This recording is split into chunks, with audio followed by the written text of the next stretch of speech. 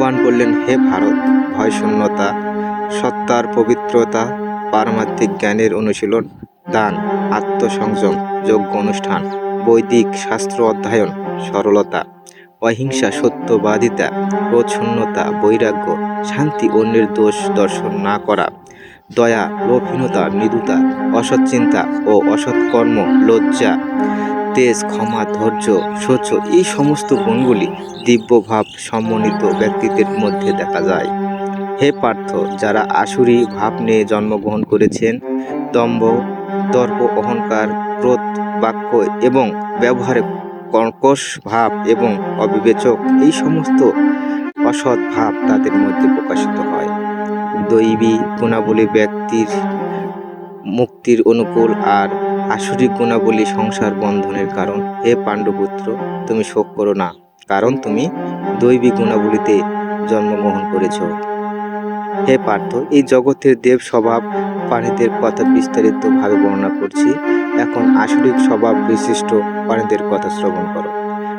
অসুর স্বভাব ব্যক্তিরা ধর্ম বিষয়ে প্রবৃত্ত হতে জানে না এবং অধর্ম বিষয় থেকেও নিবৃত্ত হতে জানে না। তাদের সূচও নেই, সদাচার নেই এবং সত্যও নেই। অসুর স্বভাব বিশিষ্ট ব্যক্তিরা বলে, এই জগৎ মিথ্যা, অবলম্বনহীন এবং অবিনশ্বর। কামবশত স্ত্রী পুরুষ সংযোগে এই জগৎ উৎপন্ন হয়েছে এবং কাম ছাড়া অন্য কোনো কারণ নেই। এই প্রকার সিদ্ধান্ত অবলম্বন করে আত্মতত্ত্বহীন, অল্প বুদ্ধি সম্পন্ন, উগ্র কর্মা অসুর স্বভাব বিশিষ্ট ব্যক্তিরা জগৎ ধ্বংসকারী কার্যে নিয়োজিত থাকে। তাদের হৃদয় দুষ্পূরণীয় বাসনায় পূর্ণ, দম্ভ, মান, মদযুক্ত হয়ে তারা অসুচি কার্যে প্রীত হয় এবং মোহবশত অসৎ বিষয়ে প্রবৃত্ত হয়।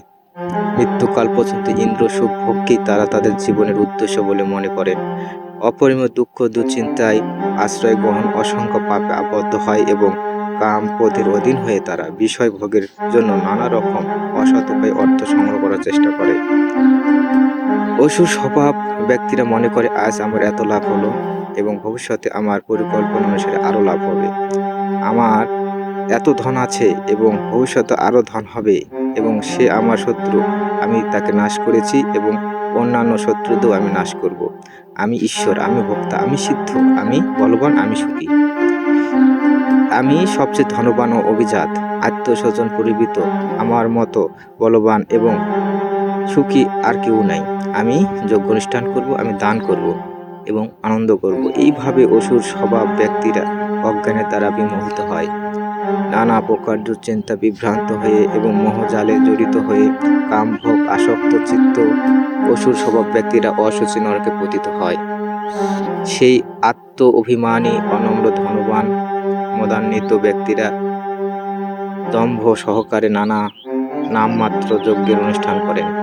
অহংকার, বল, দর্পণ, কাম ও ক্রোধের দ্বারা বিমোহিত হয়ে অসুর স্বভাব ব্যক্তিরা সেই দেহ ও পরদেহ অবস্থিত পরমেশ্বর স্বরূপ আমাকে দোষ করে এবং প্রকৃত ধর্মের নিন্দা করে।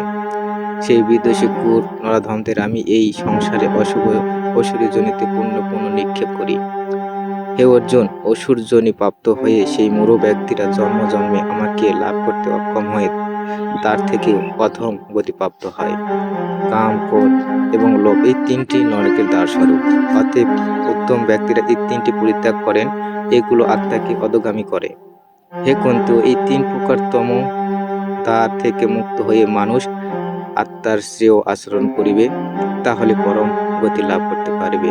কিন্তু শাস্ত্রবিধি পরিত্যাগ করে যে কামাচারে বর্তমান থাকে, সে সিদ্ধি বা সুখ বা পরম গতি লাভ করতে পারে না।